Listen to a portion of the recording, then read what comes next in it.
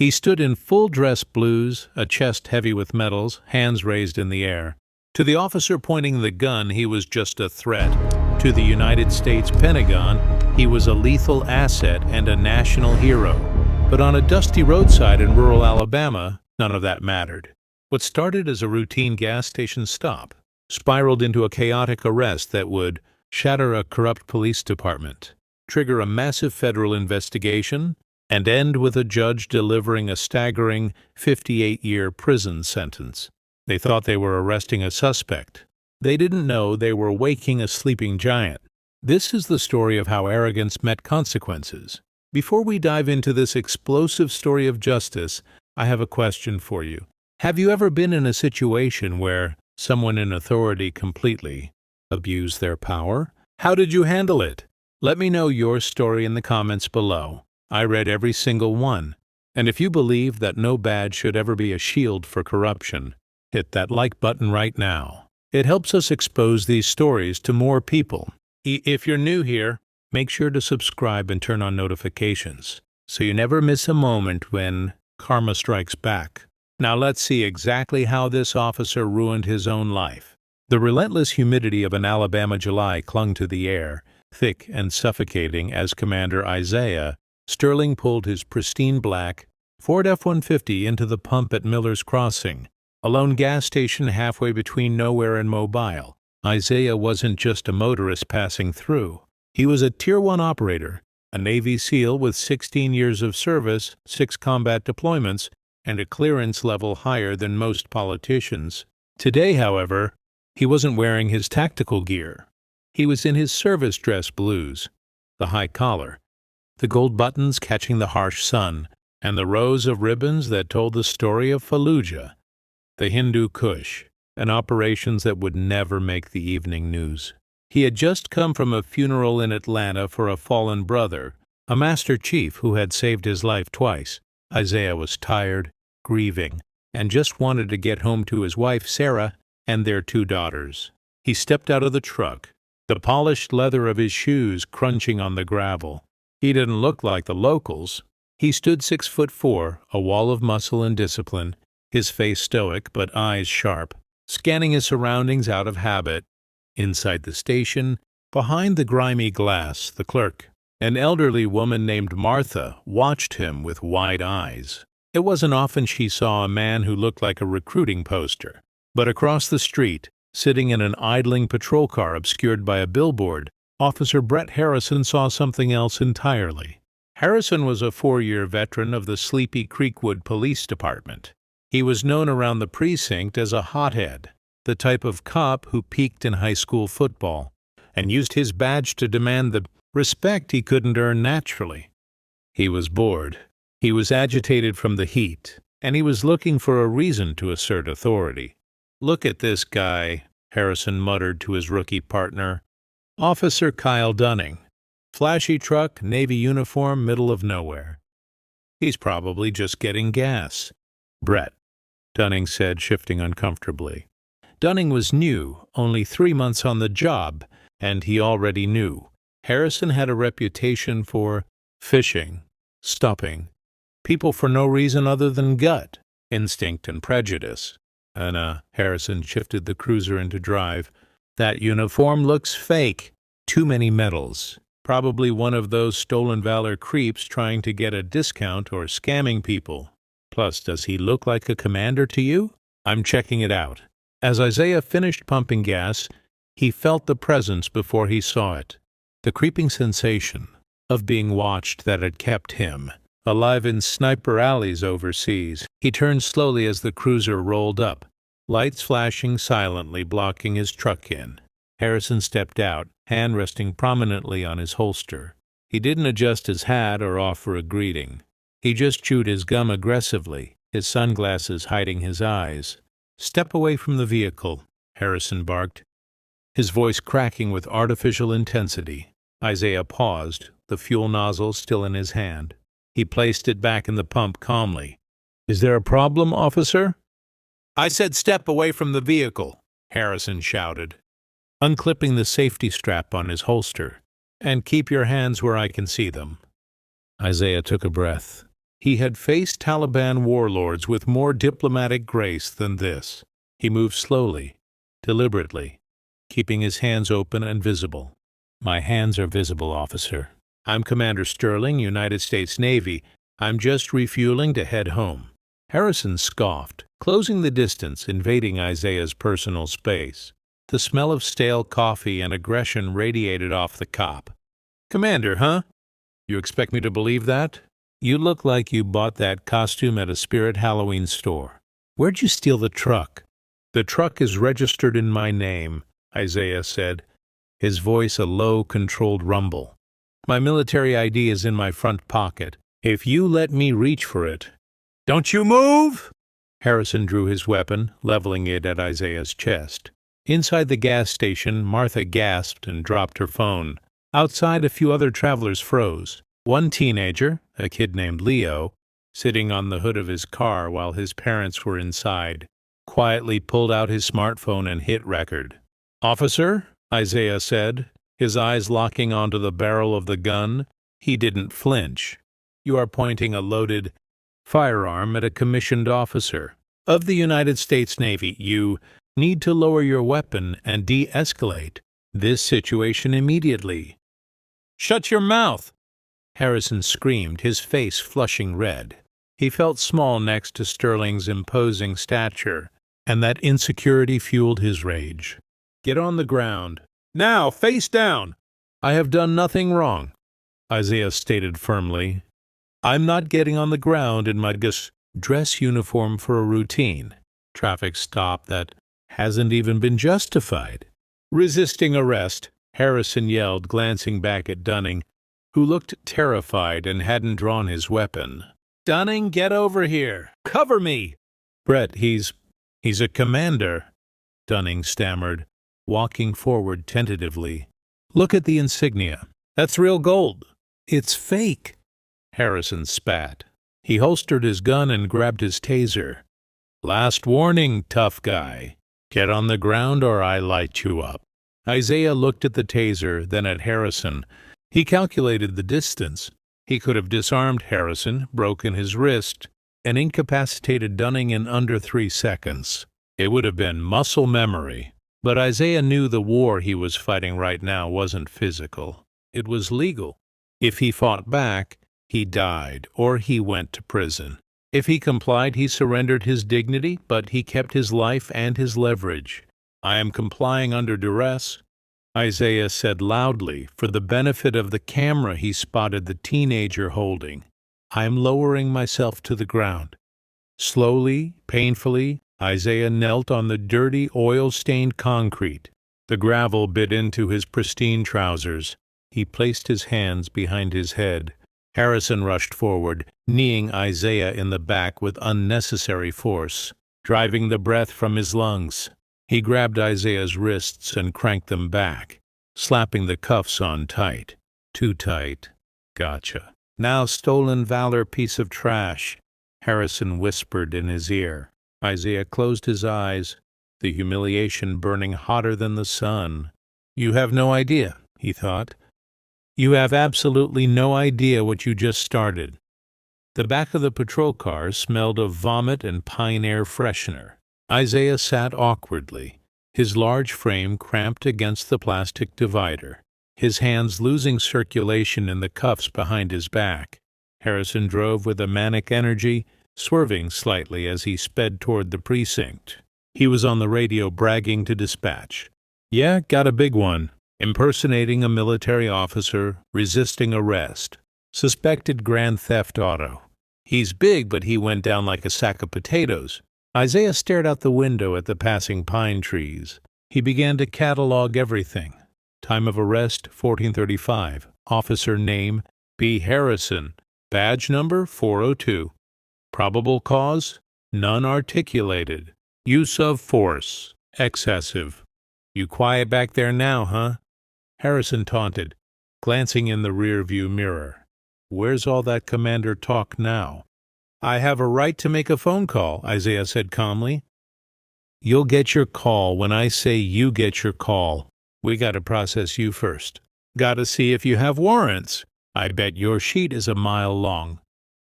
They arrived at the Creekwood police station, a small brick building that had seen better days. Harrison yanked Isaiah out of the car, parading him through the front doors.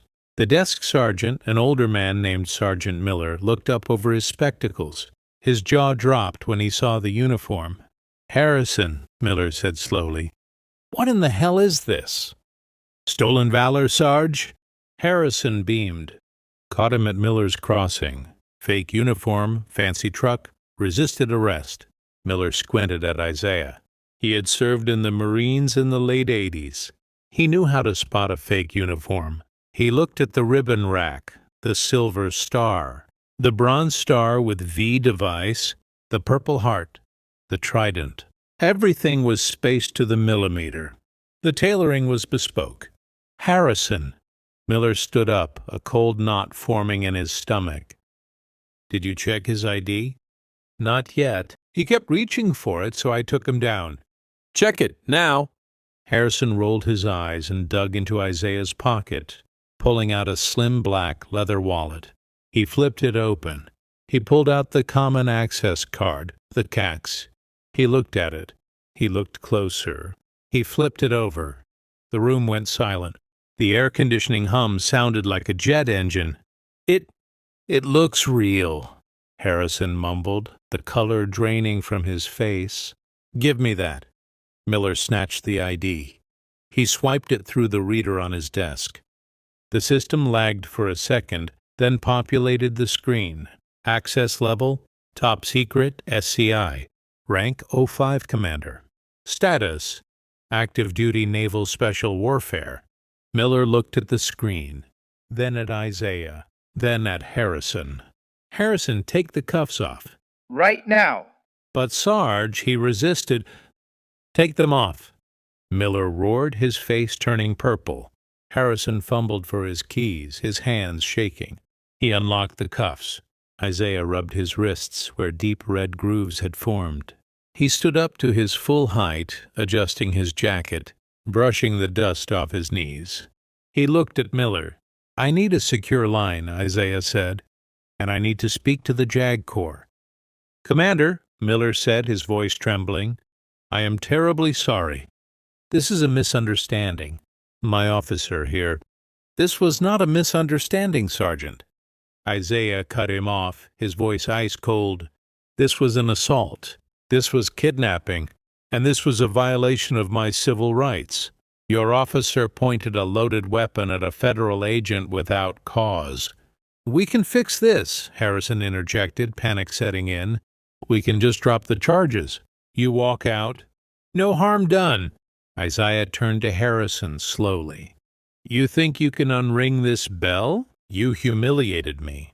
You stripped me of my freedom. You desecrated this uniform. I was just doing my job." Harrison yelled, defensive again. "You fit the description." "What description?" Isaiah stepped closer. "A black man in a nice car?" Harrison didn't answer. The silence was deafening. "I want my phone," Isaiah said. Miller handed it over. Isaiah didn't call his wife. He didn't call a local lawyer. He dialed a number that very few people possessed. Pentagon Special Operations Command. A crisp voice answered on the second ring. "This is Commander Isaiah Sterling. ID Alpha X-ray 1994, code black." "Go ahead, Commander. I have been unlawfully detained by local law enforcement in Creekwood, Alabama. I was held at gunpoint. I have been assaulted. I am currently being held at the Creekwood precinct. The hostile is Officer Brett Harrison. I require immediate JAG intervention and federal oversight." "Understood, Commander. Are you safe right now?" "I am unsecured, but hostile elements are present." "Hold position. We are contacting the nearest FBI, field office in Mobile, and the Judge Advocate General. Do not say another word to them. Help is coming." Isaiah hung up. He looked at Harrison, who was now sweating profusely. "You better pray," Isaiah whispered, "because the United States government is about to fall on your head." But Harrison wasn't done being stupid. Panic makes people do irrational things. He looked at Miller. "Sarge, we can't let him make that call. If he brings the feds in, we're cooked." He already made the call, you idiot, Miller shouted. No! Harrison's eyes went wild. We book him. We book him for assault on an officer. We say he attacked me. My word against his. Dunning will back me up. Dunning, who was standing by the door, shook his head vigorously. No way, Brett, I'm not lying for you. He didn't touch you. You traitor! Harrison lunged toward Dunning, but Miller grabbed him. This is over, Harrison. Go to my office. No. Harrison pulled away. He turned to Isaiah. You listen to me, boy. You might know people in Washington, but down here I am the law. I say you attacked me, and in this county, a jury will believe a local cop over a stranger any day. Isaiah just smiled, a terrifying, calm smile. You really don't get it. You aren't fighting a stranger. You're fighting the machine. And by the time they are done with you, you won't even be able to get a job as a mall cop. Suddenly, the phone on Sergeant Miller's desk rang. It wasn't the regular line. It was the red emergency line that connected directly to state dispatch. Miller picked it up. His face went pale. He looked at Harrison. It's the governor's office, Miller whispered. They want to know why a Navy SEAL commander is being held in our jail. The video from the gas station had just hit the internet, and it had already gone viral. The atmosphere inside the Creekwood precinct shifted from tense to suffocating in the span of 30 minutes. The air conditioning was humming, but Sergeant Miller was sweating through his uniform. The phone hadn't stopped ringing. First the governor's office, then the local news station, and finally a terrifyingly polite call from the office of the judge, Advocate General in Washington, D.C. Isaiah Sterling sat in a chair in the break room. Miller hadn't dared put him back in a holding cell, sipping a cup of water. He looked remarkably calm for a man who had been assaulted and handcuffed an hour prior. He checked his watch. They're making good time, he murmured. Who? Miller asked, his voice cracking.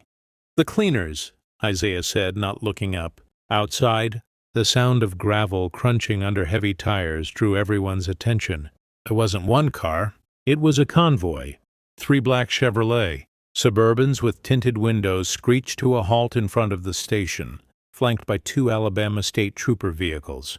Doors flew open. Men and women in sharp business suits poured out, moving with a synchronized, predatory grace. Leading them was Special Agent Thomas Reynolds of the FBI, a man known in the Bureau for Dismantling Organized Crime Syndicates in Chicago before transferring south.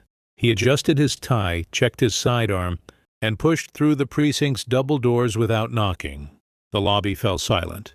Reynolds walked straight to the desk, flanked by 2 other agents and a woman in a Navy dress, uniform, Lieutenant Commander Sarah Holloway, a JAG attorney with a reputation for being a shark in the courtroom.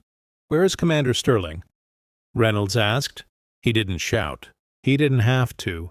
His voice carried the weight of federal authority. He's in the break room, Miller stammered, standing up. We were just...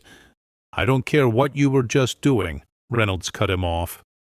You are to step away from your desk. Keep your hands visible. Agent Cooper, secure the evidence room. Agent Wright, secure the server room. No data enters or leaves this building starting now. Officer Brett Harrison, who had been pacing in the back, stormed out. Hey, you can't just walk in here and take over. This is my precinct. That man back there is a suspect in... Reynolds turned slowly to face Harrison. He looked him up and down with a look of utter disgust. Officer Harrison, I presume. Yeah, that's me. And I demand... You are in no position to demand anything. Holloway stepped forward, her voice sharp as a razor. I am Lieutenant Commander Holloway. I represent the Department of the Navy. You are currently under investigation for the false imprisonment and assault of a highly decorated special warfare operator. If I were you, I would exercise my right to remain silent, because you have already dug a grave deep enough to bury this entire department. Harrison opened his mouth to argue, but Miller shouted, Shut up, Brett! For God's sake, shut up! Reynolds walked past them, pushing into the break room. He saw Isaiah and immediately softened his posture. Commander Sterling. Agent Reynolds, FBI, we're here to get you out. Isaiah stood and shook his hand. "Took you long enough, Tom?" "Traffic," Reynolds smirked. "Something like that. We have the dashcam footage." "The rookie Dunning has the keys to the cruiser," Isaiah said. "And the kid at the gas station recorded everything. It's already online." "We saw," Holloway said, handing Isaiah his cover, his hat. "It's everywhere, Isaiah. CNN is running it at the top of the hour. Fox is debating it. You're the most famous man in America right now." Isaiah put on his cover, adjusting it perfectly. "I don't want fame. I want justice." As they walked Isaiah out of the station, the scene outside had transformed. A crowd had gathered. Locals who had seen the video, reporters who had raced from Mobile, and curious onlookers. When Isaiah stepped out, flanked by the FBI, cameras flashed in a blinding strobe. Harrison watched from the window, his face pale. He pulled his phone out and frantically dialed his union rep. "They're taking him. You got to help me. They're going to hang me out to dry." "Did you turn off your body cam?" the rep asked. "No, I forgot," Harrison whispered. "Then God help you, Brett, because I can't." Before getting into the SUV, Isaiah stopped. He turned back to the precinct, locking eyes with Harrison through the glass. He didn't wave. He didn't smile. He just pointed a single finger at the building, then at the ground. "I am coming back, and I am bringing this down." As the convoy pulled away, Officer Dunning sat in his patrol car, his head in his hands. He looked at the dashcam system. The red light was still blinking. He knew Harrison would try to delete it the moment the feds looked away. Dunning made a choice. He ejected the SD card, slipped it into his sock, and walked back inside. He wasn't going down for this. 3 weeks had passed since the arrest. The gas station incident had dominated the news cycle for days. But as with all things, the media was starting to move on. Officer Harrison had been placed on administrative leave with pay, pending an internal investigation. The Creekwood Police Department released a statement calling it a regrettable failure of communication, trying to sweep the assault under the rug of bureaucracy. But Isaiah Sterling had not moved on. He sat in the mahogany-paneled office of Robert King, one of the most feared civil rights attorneys in the South. King was a large man with a booming voice and a mind like a steel trap. He had sued police departments in Atlanta, Birmingham, and New Orleans, and he had won millions. "They're offering a settlement," King said, tossing a folder onto the desk. "The city of Creekwood wants to pay you $200,000 to drop the civil suit and sign an NDA. They want this to go away, Isaiah." Isaiah didn't even look at the folder. "No, I told them you'd say that." King smiled, leaning back. "But here's the problem. The local district attorney, Bill Hennessy, is dragging his feet on the criminal charges. He and the police chief are golf buddies. He's going to try to reduce the charges to a misdemeanor unlawful detention and give Harrison a slap on the wrist, probation, no jail time." Isaiah's jaw tightened. He pointed a gun at my head. "He assaulted me." "I know," King said. "But in this county a badge is a shield. Unless we find something else, something bigger. We need to prove this wasn't a mistake. We need to prove it was a pattern." "Harrison called me stolen valor," Isaiah said, thinking back. "He was obsessed with the truck. He asked where I stole it. He was hungry, like he was looking for a prize." "Asset forfeiture," King murmured. "It's a legal way for cops to seize property suspected of being involved in a crime. In corrupt departments, it's legalized highway robbery." Just then, King's secretary buzzed in. "Mr. King, there's a young man here to see you. He says he's a police officer. Kyle Dunning." Isaiah and King exchanged a look. "Send him in," King said. Dunning looked like he hadn't slept in weeks.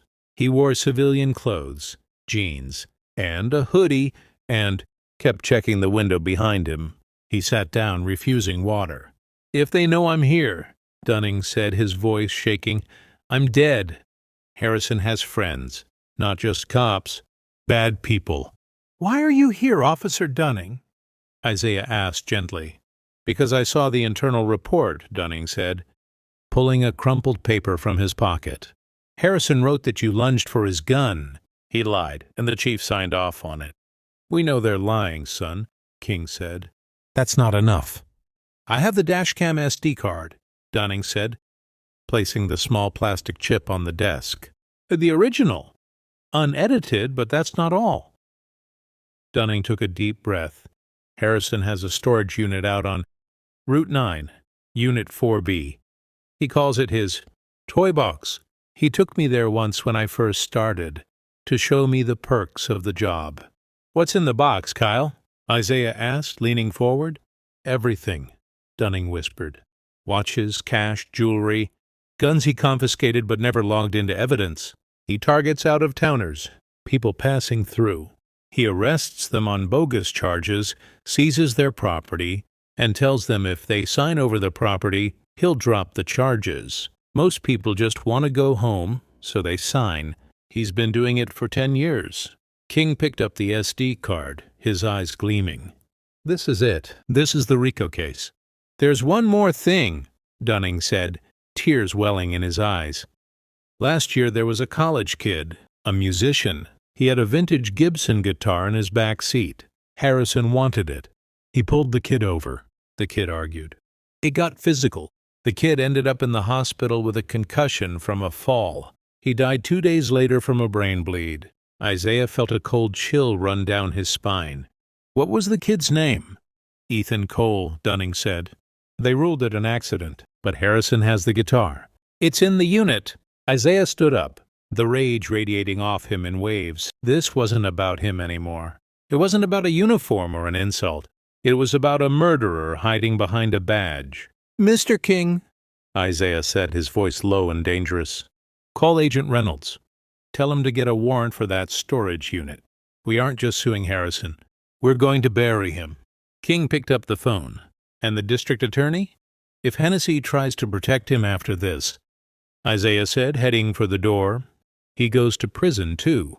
The twist had landed. It wasn't just police brutality. It was a highway robbery ring run by the very people sworn to protect the road. And they had just made the mistake of robbing the one man who had the power to burn their kingdom to the ground. As Isaiah walked out of the office, he pulled out his phone and dialed a number. Sarah, he said to his wife, I'm not coming home tonight. I have a mission. Is it dangerous? She asked, used to this tone. For me? No, Isaiah said, looking at the city skyline. For them, it's the end of the world. The humid Alabama night was thick with mosquitoes and tension. It was 2 a.m., a surveillance.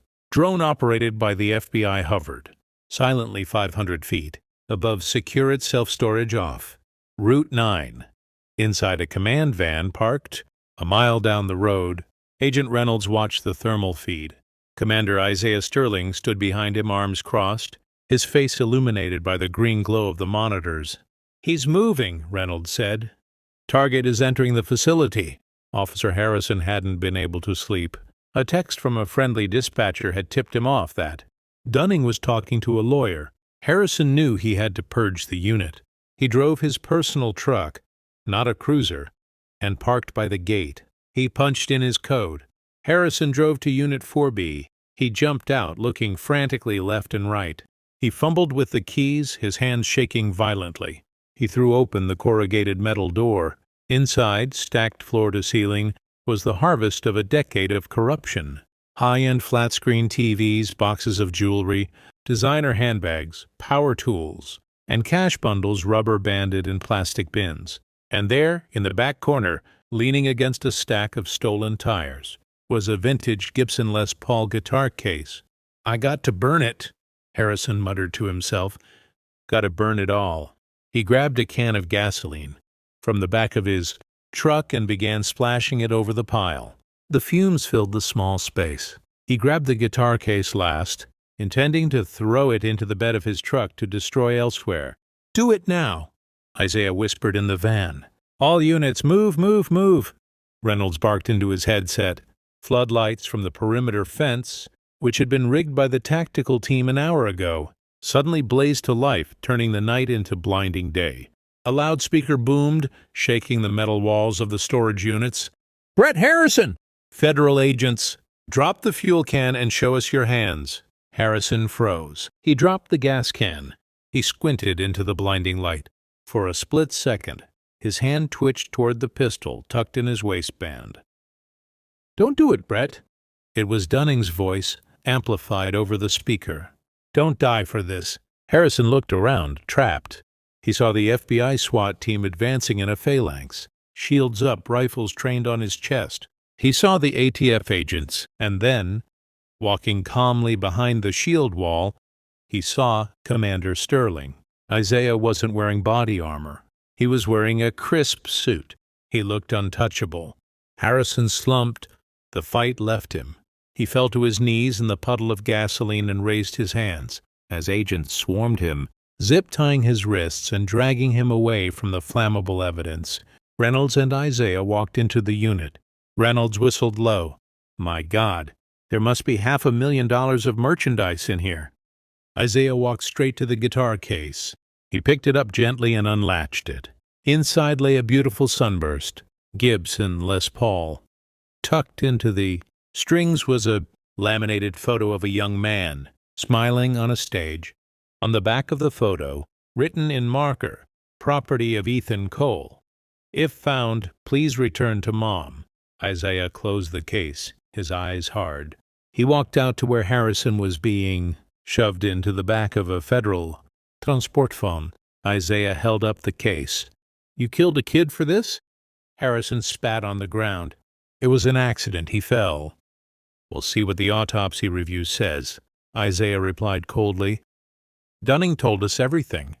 Brett, how you hit him with your baton when he wouldn't let go of the neck, that's not an accident. That's felony murder." Harrison's face crumbled. "I want a deal. I can give you the chief. I can give you the DA. They knew. They took a cut." Isaiah leaned in close, his voice a whisper that carried more weight than a scream. "You can sing all you want, Harrison, but you're not the conductor of this orchestra anymore. You're just the instrument." The arrest of Officer Brett Harrison was the first domino in a chain reaction that would threaten to level the entire power structure of Creekwood County. But the true devastation didn't happen in the streets. It happened 6 months later inside the sterile, mahogany-walled pressure cooker of the federal courthouse in Mobile, Alabama. The trial of United States of America versus Brett Harrison had become a national spectacle. The gas station incident had touched a raw nerve across the country, sparking debates about police, overreach, and stolen valor. By the time the trial began, the courthouse steps were a sea of news vans, protesters, and curious onlookers, all waiting to see the fall of the man who had picked a fight with the wrong. Navy SEAL. Inside courtroom 4B, the atmosphere was suffocating. Commander Isaiah Sterling sat in the front row of the gallery, his posture rigid, his face unreadable. He wasn't in uniform today. He wore a charcoal gray suit that fit his frame like armor. Next to him sat his wife, Sarah, her hand resting firmly on his arm. Behind them, clutching a packet of tissues and the returned vintage Gibson guitar case, were the parents of Ethan Cole. They looked like people who had been holding their breath for a year, waiting to finally exhale. At the defense table, Brett Harrison looked like a man who had already died. The transformation was shocking. The arrogant, gum-chewing bully who had sneered at Isaiah on the roadside was gone. In his place sat a husk. Harrison had lost 40 pounds. His skin was pasty, his eyes darting nervously around the room, searching for a friendly face. There were none. His wife had filed for divorce the week after the indictment. The police union had cut him loose the moment the federal RICO charges dropped. Even his former drinking buddies from the force were nowhere to be found, mostly because half of them were cutting plea deals to save themselves. Harrison wore a bright orange federal jumpsuit that hung loosely on his frame. His ankles were shackled. He looked small. The presiding judge was the Honorable Eleanor Vance. Judge Vance was a legend in the Southern legal circuit, a woman with steel gray hair and a reputation for incinerating public officials who betrayed the public trust. When she entered the courtroom, the silence was absolute. The trial lasted 3 agonizing weeks. It was a slow, methodical dismantling of Harrison's life. The prosecution, led by a shark-like assistant U.S. attorney, didn't just go after the assault on Isaiah. They painted a picture of a criminal enterprise disguised as a police department. The star witness against Harrison was none other than his former partner, Kyle Dunning. When Dunning took the stand, he refused to look Harrison in the eye. He wept openly as he described the toy box, the storage unit where Harrison hoarded the spoils of his highway robbery. He called it fishing, Dunning told the jury, his voice trembling.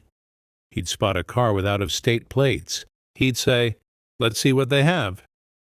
If they had cash, jewelry, anything of value, he'd find a reason to arrest them. He'd offer to drop the charges if they signed a property forfeiture waiver. People were scared. They just wanted to go home, so they signed. And what happened on the night Ethan Cole died? The prosecutor asked. The courtroom went deathly still. Harrison wanted the guitar, Dunning whispered, wiping his eyes. The kid, Ethan, he wouldn't let go of the case. He said it was his grandfather's. Harrison got mad. He hit him. He hit him with the baton right on the temple. It wasn't an accident. Harrison didn't call the paramedics for 20 minutes because he was too busy loading the guitar into his trunk. Harrison's lawyer, an overworked public defender, tried to object, but the damage was done. The jury looked at Harrison with undisguised revulsion. Then came the centerpiece of the trial, the dashcam footage. The lights in the courtroom dimmed. On the massive screens, the jury watched the encounter at Miller's Crossing play out. They saw Isaiah's calm. They saw his hands in the air. They heard Harrison's screeching, insecure rage. They watched as Harrison kicked a compliant, kneeling man in the back. The contrast was visceral. On one side, a warrior who had faced actual war and maintained his composure. On the other, a bully with a badge, terrified of his own shadow. When Isaiah took the stand, he dominated the room. He didn't speak with anger. He spoke with the cold precision of a tactician. "Commander?" the prosecutor asked. "You are a trained Tier 1 operator. You could have physically disarmed Officer Harrison. Why didn't you?" Isaiah turned slowly to address the jury. "Because I knew what he wanted. He wanted me to give him a reason to kill me. If I had moved, I would be dead, and he would be a hero who stopped a violent suspect. I realized that the only way to win this war was to surrender the battle. I had to let him destroy himself." The jury deliberated for less than 4 hours. It was a speed that signaled a slaughter. When the foreman stood up, Harrison closed his eyes. "We, the jury, find the defendant, Brett Harrison, guilty on Count 1, deprivation of rights under color of law. Guilty on Count 2, racketeering. Guilty on Count 3, kidnapping. Guilty on Count 4, second-degree murder." Guilty rang out 9 times. A perfect score. The sentencing hearing was scheduled for a month later. When the day came, Harrison was given the chance to speak. He stood up, shaking violently, tears streaming down his face. "Your Honor," Harrison sobbed, his voice cracking. I just wanted to be a good cop. I got lost. The job, it hardens you. I didn't mean for the boy to die. I'm sorry, please, I have a son. Don't take my life away." Judge Vance lowered her reading glasses. She looked at Harrison not with anger, but with a terrifying clinical disappointment. "Mr. Harrison," she began, her voice echoing off the high ceiling. "You didn't get lost? You built a map to hell and followed it joyfully. You took the badge, a symbol of safety for the vulnerable, and turned it into a weapon of greed and terror. You hunted innocent travelers like they were prey." She shuffled the papers. "On her bench. You targeted Commander Sterling because you thought he was weak. You mistook his discipline for submission. You found out too late that he was stronger than you could ever imagine. But your worst crime wasn't your arrogance. It was the theft of a life. You killed Ethan Cole for a piece of wood and 6 strings." Judge Vance looked at the federal sentencing guidelines. "For the charge of racketeering, I sentence you to 20 years. For the deprivation of civil rights, 10 years. For the murder of Ethan Cole, 28 years. The courtroom gasped. Harrison's lawyer dropped his pen. "These sentences are to run consecutively." Judge Vance slammed her gavel down. the sound like a gunshot. That is a total of 58 years in federal prison. You will not be eligible for parole until you are an old man. Mr. Harrison, you have taken years from others. Now the law takes them from you. Marshals, take him away." Harrison's knees buckled. He let out a wail that was barely human. 2 U.S. Marshals had to hook him under the armpits and drag him out. As he was hauled past the gallery, his feet dragging on the carpet, he looked frantically at the audience, searching for pity. He locked eyes with Isaiah. Isaiah didn't smile. He didn't gloat. He simply offered a slow, solemn nod. It wasn't forgiveness. It was the final confirmation of defeat. As the side doors slammed shut on Harrison's life, the tension in the room broke. Ethan Cole's mother turned to Isaiah and buried her face in his chest, sobbing. "Thank you," she whispered. "We thought he got away with it." "You brought him to justice." "No, ma'am," Isaiah said softly, holding her gently. "Ethan did. I just opened the door." Outside the courthouse, the air was hot and bright. Agent Reynolds was waiting for Isaiah at the bottom of the steps. "It's a clean sweep," Reynolds said, lighting a cigarette. "The district attorney just resigned. He's taking a plea deal. 5 years for obstruction. The police chief is getting 10. The department is being gutted." "Good," Isaiah said, putting on his sunglasses. "So?" Reynolds asked, exhaling a cloud of smoke. "What now, Commander? Back to the teams? Or are you going to retire and play golf?" Isaiah looked at his wife, Sarah. He looked at the cameras, setting up for his statement. He thought about the town of Creekwood, a place that was broken, a place that needed fixing, not by outsiders, but by someone who understood the weight of authority. "I'm retiring from the Navy next month," Isaiah said. "Private security." Reynolds guessed. "Big money in that." Isaiah smiled, a dangerous glint returning to his eye. "No, I'm thinking of running for office." "Mayor?" "No," Isaiah said, looking at the sheriff's star on a passing deputy's uniform. "I'm running for sheriff of Creekwood County. Someone needs to clean up the mess, and I've got a lot of free time." The federal penitentiary known as USP Coleman. 2 is a fortress of concrete and misery rising out of the humid Florida landscape. It is a high-security facility designed for the most dangerous and violent offenders in the federal system.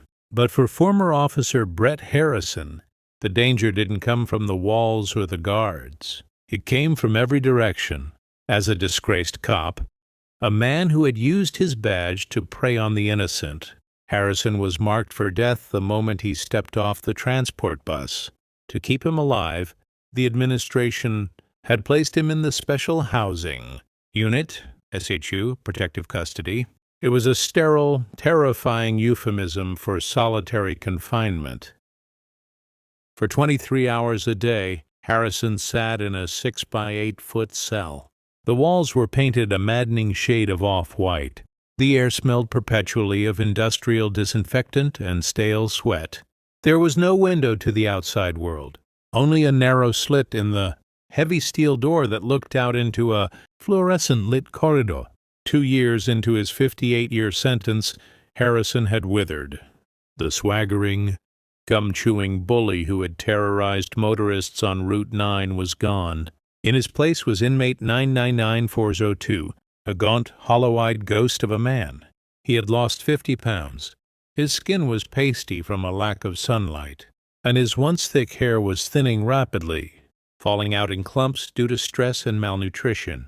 He spent his days staring at the ceiling, replaying the moment he decided to pull over the black truck.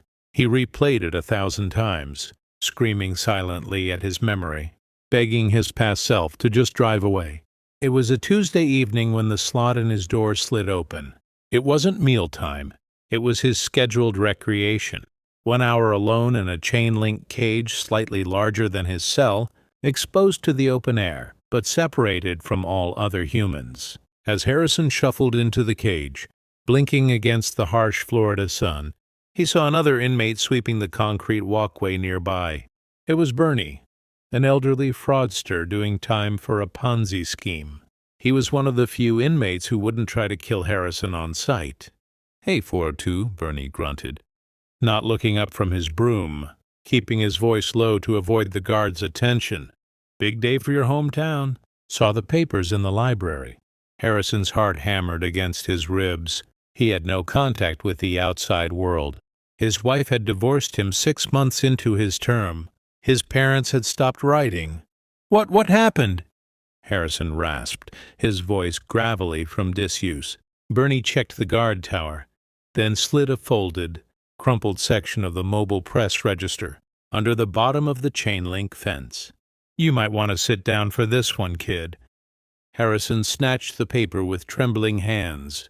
He unfolded it, the newsprint crinkling in the silence. The headline was bold, black, and screamed a truth that felt like a physical punch to the gut. "Landslide victory. Sterling elected sheriff of Creekwood County." Harrison's breath hitched. He stared at the color photograph beneath the headline. It was Commander Isaiah Sterling, but he wasn't wearing his navy dress. Blues. He was standing on the steps of the county courthouse, his hand raised, taking the oath of office. He wore the tan and brown uniform of the high sheriff, a gold star pinned to his chest, a star that shone with genuine authority, unlike the tin shield Harrison had tarnished. Harrison's eyes frantically scanned the article, desperate to find some flaw, some scandal. There was none. In a record turnout, Creekwood County voters have overwhelmingly elected retired Navy SEAL Isaiah Sterling as their new sheriff. Running on a platform of transparency and reform, Sterling defeated the interim incumbent by a 40-point margin. "We are closing the book on the era of corruption," Sterling announced in his victory speech. "We are returning the badge to the people." Harrison read on, his stomach churning with nausea. The article detailed Sterling's first acts as sheriff-elect. He had fired the remaining deputies loyal to the old regime. He had promoted Kyle Dunning, the rookie who had testified against Harrison, to chief deputy. Dunning, the traitor, was now second in command, praised in the article as a whistleblower with integrity. But the final blow was in the last paragraph.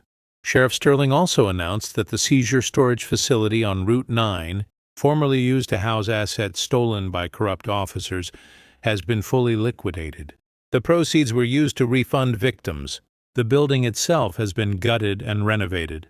Next month, it will reopen as the Ethan Cole Community Music Center, a free school for underprivileged youth, named in honor of the young musician whose death sparked the federal investigation. Harrison dropped the paper. It fluttered to the concrete floor of the cage. He sank to his knees, gripping the chain-link fence until his knuckles turned white. The storage unit, his toy box, his kingdom, the place where he had felt like a god, deciding who kept their property and who didn't, was gone. It was being turned into a shrine for the boy he had killed. The world wasn't just punishing him, it was erasing him. His legacy of fear had been paved over, replaced by music and justice. He let out a low, guttural sob, resting his forehead against the cold metal of the fence. He was buried alive, and the man he had tried to destroy was the one holding the shovel. 500 miles north, the sun was setting over Creekwood, Alabama. The humidity had broken, leaving the evening air crisp and clean, as if the town itself had been washed of its sins. Sheriff Isaiah Sterling stood on the podium outside the newly renovated precinct. The good old boys network that had strangled this county for decades was dead. The corrupt district attorney was serving 5 years. The former chief was destitute. The rot had been cut out. Isaiah looked out at the crowd. It was a sea of faces. Black, white, rich, poor. For the first time in the town's history, they weren't looking at the police with fear. They were looking with hope. In the front row stood Sarah, his wife, holding the hands of their 2 daughters. Next to them stood the parents of Ethan Cole, tears streaming down their faces, clutching the vintage Gibson guitar that Isaiah had returned to them. Isaiah stepped to the microphone. The applause died down to a reverent silence. 2 years ago, Isaiah's voice boomed, deep and resonant, I was told to get on the ground right here in this town. I was told I didn't belong. I was told that power gives you the right to take what isn't yours. He paused, his eyes scanning the crowd, locking eyes with young Leo. the teenager who had filmed the arrest, who was now interning at the local paper. "But I learned a long time ago in the Navy that power is a burden, not a prize," Isaiah continued. "The badge is not a shield to hide behind. It is a weight you carry for others. Today we don't just put on new uniforms, we put on a promise. If you are an officer who thinks this star makes you a king, turn it in today. Because if you stay and you break the public trust, I won't just fire you. I will come for you." The cheer that erupted was deafening, echoing off the brick buildings, a sound of liberation. Later that evening, after the crowds had dispersed and the bunting was taken down, Isaiah drove his personal truck, the same black Ford F-150, to the edge of town. He pulled into Miller's Crossing. Martha was still there behind the counter, wiping down the glass. She smiled warmly when she saw him. "Evening, Sheriff," she called out. "Coffee's fresh." "Evening, Martha." Isaiah smiled, dropping a $5 bill in the tip jar. "Keep the change." He walked outside and stood by pump number 4, the spot, the exact square of concrete where he had been forced to his knees, humiliated and handcuffed. The oil stain was gone, scrubbed away by time and rain. The ghosts were gone. He took a deep breath of the pine-scented air. He took out his phone and dialed a number he had saved for this specific moment. "USP Coleman?" "Warden's office," a voice answered. "This is Sheriff Sterling from Creekwood County," Isaiah said, his voice calm and steady. "Sheriff Sterling." The warden's tone shifted to immediate respect. "Congratulations on the election. What can I do for you?" "I'm calling regarding inmate 99402, Brett Harrison." "I have his file right here, Sheriff." "He's struggling. He put in another request this morning for a transfer to a lower security unit. He claims the isolation of the SU is causing him psychological distress. He says he can't handle the silence." Isaiah looked at the horizon, where the sun was painting the Alabama sky in bruised purples and golds.